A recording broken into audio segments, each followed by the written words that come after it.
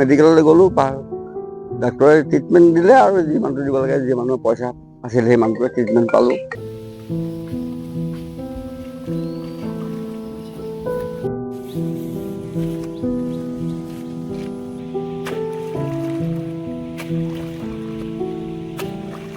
পথাৰলৈতো মোৰ বহাগ জেঠৰ পৰাই আহিবলগীয়া হয়।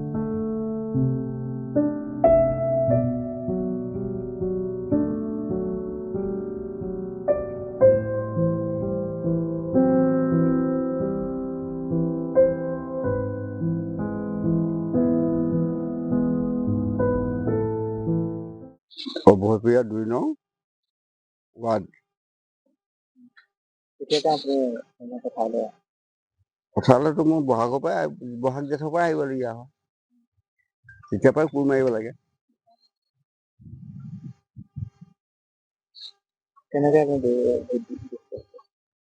ৱাটাৰ চাপ্লাই পানী আনিবলৈ গৈছিলোঁ, পানী আনোতে পাইপত লাগি এক্সিডেণ্ট হৈ পৰিলোঁ, জলকাই পৰিলোঁ নলাত। তাৰপৰা ভৰিটোত দুখ পালোঁ, ডিব্ৰুগড় মেডিকেললৈ গ'লোঁ, ডাক্তৰে ট্ৰিটমেণ্ট দিলে আৰু যিমানটো দিব লাগে, যি মানুহৰ পইচা আছিল সেই মানুহটোৱে ট্ৰিটমেণ্ট পালোঁ। চকীখনে মেইন ভৰসা মোৰ। চকীখনে খেতি বাতি কৰোঁ, তাৰপিছত কাঠি কামি কৰোঁ, তেনেকৈ চলি আছোঁ। আৰু কিমান দিন হ'ল আপোনাৰ এই দুৰ্ঘটনা সংঘটিত হোৱা? 15 বছৰমান হ'ল। 15 বছৰ আপুনি এনেদৰে চলি আছে চকীখনৰ যোগেদি? চকী। আচ্ছা, চৰকাৰৰ কিবা সা সুবিধা আপুনি পাইছে নেকি? চৰকাৰৰ সুবিধা একো পোৱা নাই তেনেকৈ। মাইকী মানুহ অৰুণোদয় পায়, আৰু মই একো পোৱা নাই। আপুনি এনেদৰে চকীখনতে বহি আচলতে ডেইলি কিমান ঘণ্টা কোৰ মাৰে? 2.5 ঘণ্টা 3 ঘণ্টা, কেতিয়াবা 4 ঘণ্টাও কৰোঁ। ৱেডাৰৰ লগত কথা আৰু বতৰৰ লগত কথা। গৰমতে নোৱাৰি থাকিব। চৰকাৰলৈ কি আহ্বান জনাব? চৰকাৰলৈ মই আহ্বান জনাওঁ যে মোৰ চৰকাৰে ঘৰটো দিয়ক আৰু মোৰ চলিব পৰাকৈ কিবা এটা সুবিধা কৰি দিয়ক। চৰকাৰৰ বিভিন্ন আঁচনি আছে, আঁচনিসমূহ আপুনি একো পোৱা নাই? একো পোৱা নাই। গাঁও পঞ্চায়তৰ অন্তৰ্গত ২ নং অভয়পুৰীয়া খণ্ডৰ ২ নম্বৰ খণ্ডৰ বিশেষভাৱে সক্ষম ব্যক্তি মহম্মদ বাবুল আলী, তেখেতে আজিৰ পৰা প্ৰায় 15 বছৰ আগতেই এই অসম চৰকাৰৰে পানী যোগান আঁচনিৰ নামত পাইপ আধাকৈ পুতি ৰখা পাইপত পৰি তেখেত চিৰজীৱনলৈ পংগু হ'ল। আৰু এই পংগুত্বৰ অৱস্থাৰে ক'বলৈ বেয়া, বিশেষভাৱে সক্ষম ব্যক্তি, কিন্তু আমি পংগু বুলি ক'বলগীয়া হৈছে যে চৰকাৰৰ আমি যাতে দৃষ্টি আকৰ্ষণ কৰিব পাৰোঁ। তেখেত এই প্ৰখৰ ৰ'দত আপোনালোকে প্ৰত্যক্ষ কৰিছে যে তেখেতে কোৰ মাৰি নিজৰ কৃষিভূমিত খেতি কৰিছে।